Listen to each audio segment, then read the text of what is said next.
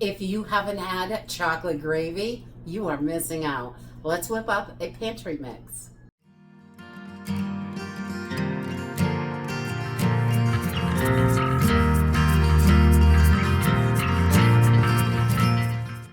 Hey everyone, welcome to Homestead Corner. I'm Jenny, and today we are going to be whipping up a chocolate gravy mix. If you've never had chocolate gravy, oh my, it's delicious. We just love it, and having a pantry mix so you can whip it up really fast when you want it is wonderful. You've got all the basics together, and you just add a few things when you're ready to make it, which is great. And this only has 4 ingredients for the mix, which is also great. There's nothing weird in it. You don't have to worry about crazy ingredients, which you usually get at the store.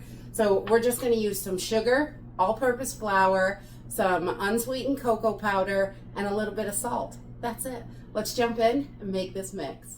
All right, so this mix is going to fit in a quart-size mason jar. So you're just going to want something around that size to hold it, something airtight so it will last in your pantry.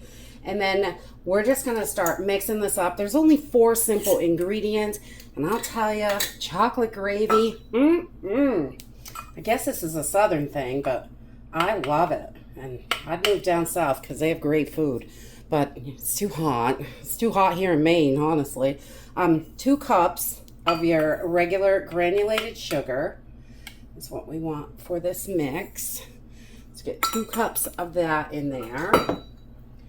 And then we're going to add 1 cup of all-purpose flour. You don't need the rising or anything like that. You just want the all-purpose. And this is just unbleached all-purpose flour. And we'll do about 1 cup of that. And that is what's going to thicken this up really nicely. And then we're going to do 1.5 cups of unsweetened cocoa. You can use whatever kind of cocoa you have or like. We've done it with the Dutch process, regular cocoa. It's all delicious, definitely. So whatever your favorite cocoa powder is, we just want about 1.5 cups of that. There's about 1/2 cup. And 1, so 1.5 cups of the cocoa. And then I'm going to do about 1/2 teaspoon of salt in here. Just about 1/2 teaspoon. And then we just want to mix this up. This is our pantry mix, and it is ready to go. And I like to use a whisk because it does help break up some of these clumps. So that's great too, because everything gets a little clumpy this time of year here. Oh my, the humidity is ridiculous. Feels like it's raining all the time.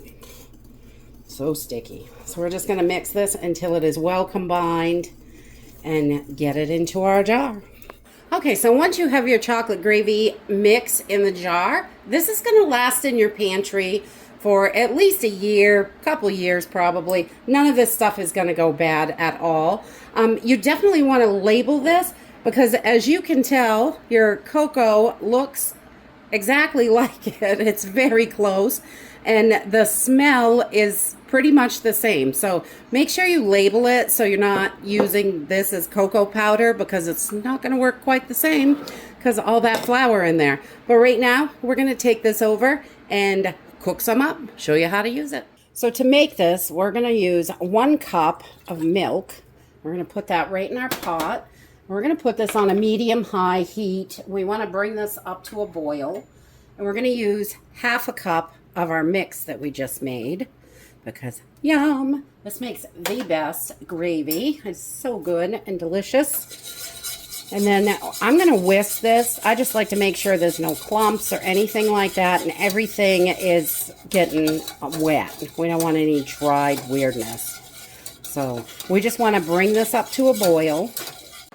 Okay, so this just takes a couple minutes. Once this gets to a boil, you want to turn it down. So you're just simmering this, and you're going to see it thicken. You can see it's already starting to thicken, and it does not take long at all. Just a couple minutes. That flour thickens it right up, and then you are going to have some beautiful chocolate gravy. So once it starts bubbling, you want to stay right on it and keep stirring, because it will stick and burn. You just want to keep whisking that baby. And then once you get to the consistency that you like, it's going to thicken a little bit more as it cools. So you want to get to that consistency, and that looks really good. I'm going to pull this off the heat. And we got a couple more things to add. Okay, so once we get this off the heat, I'm going to add about a half a tablespoon of butter in here. And you could double this recipe up if you have a lot of people and you need a bigger amount of it. But I find this works pretty good most of the time for us. And it gives us, we even have a little extra sometimes if it's just one or two of us eating it. So you can put it in the fridge for a few days and rewarm it.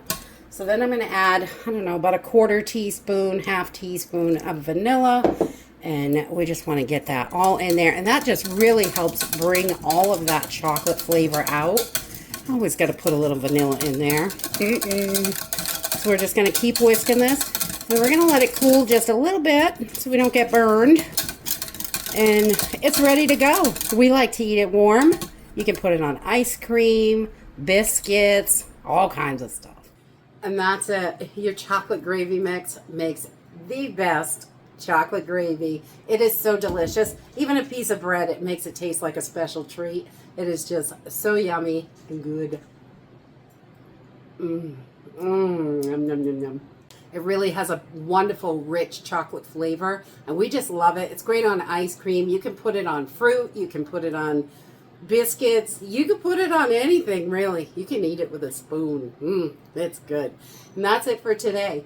Dig into your pantry and whip up something delicious. I really love these pantry mixes because they make things so simple and easy, just like those convenience foods at the store, but it is so much better for you, and I think it tastes better. And that's it for today. I hope you enjoyed this video, and I hope to see you next time. Bye.